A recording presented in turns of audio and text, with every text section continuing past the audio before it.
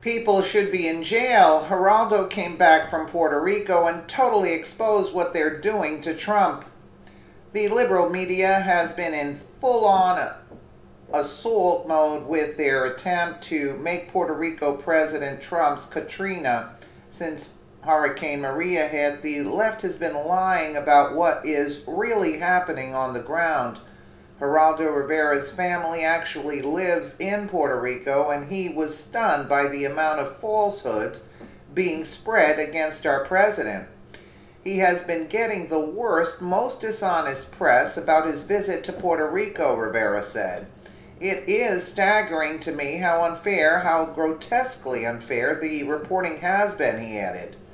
Rivera said the people of Puerto Rico loved Trump and were extremely enthusiastic about his visit and called the reports against Trump fake news.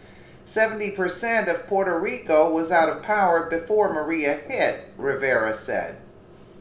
The dishonest media has totally been misleading the public on the situation in Puerto Rico.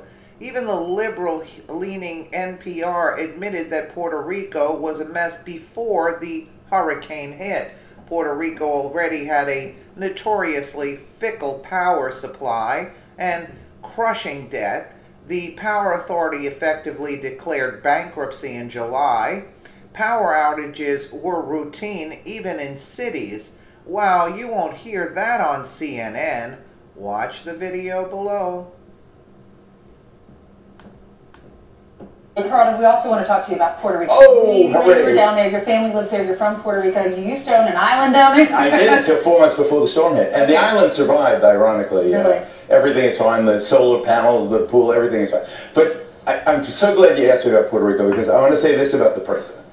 He has been getting the worst, most dishonest press about his visit to Puerto Rico. It is staggering to me how unfair, how grotesquely unfair the reporting has been. For example, I can attest, because I saw with my own eyes, that 95% of everyone he came in physical contact with or who lined the routes were all enthusiastic about his visit. What I can't understand is why the president, my friend, insists on tweeting in a way that scares people and says... and read the tweet. It's in the telegram. We cannot keep FEMA, the military, and the first responders who have been amazing under the most difficult circumstances in PR forever. We know that. But there were 7 years in Hurricane Katrina.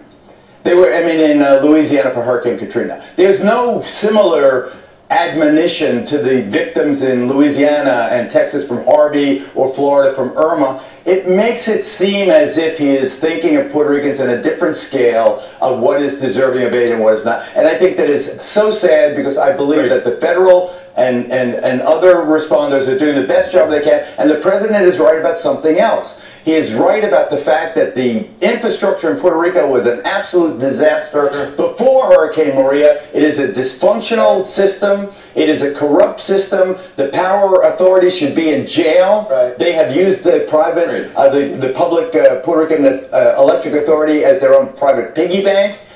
They should privatize energy in Puerto Rico. Let's see if this tweet makes you feel better, because it just came in. Why don't you go and read it? What is this, like a reading lesson? Yeah, go ahead, go on. The wonderful people of Puerto Rico, with their unmatched spirit, now you're talking, Mr. President, know how bad things were before the hurricanes. I will always be with them.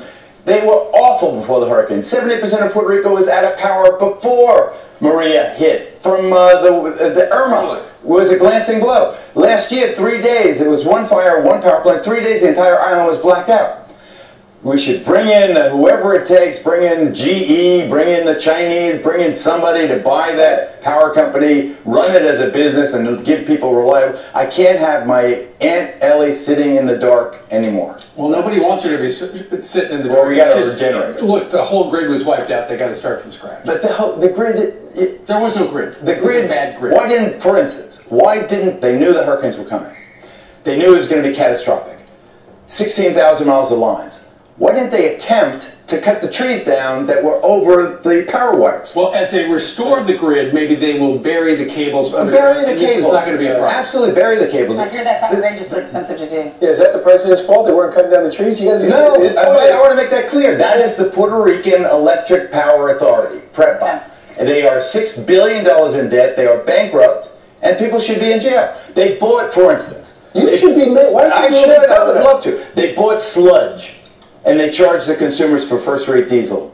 They bought sludge that pollutes and gunk and to fuel the generator, and they charge for diesel. I mean, these are crooks. Yeah, the problem is They're crooks. the aid's not getting to the people. That's what really frustrates the president. And they're so needy. Because the government's stopping the Puerto delivery. Rico is so devastated. It's the largest natural disaster in modern history in terms of people affected. Great to see you, Geraldo. You too. Nice to meet Interesting you. idea. Yeah, it's like Don't the be worried, Beatles. you're not going to run into Rand Paul in the hallway. He's watching. He We've is. got him live. I like his spunk, but I pro stand spunk. for it. We've heard. All right. Thanks, Geraldo. Absolutely.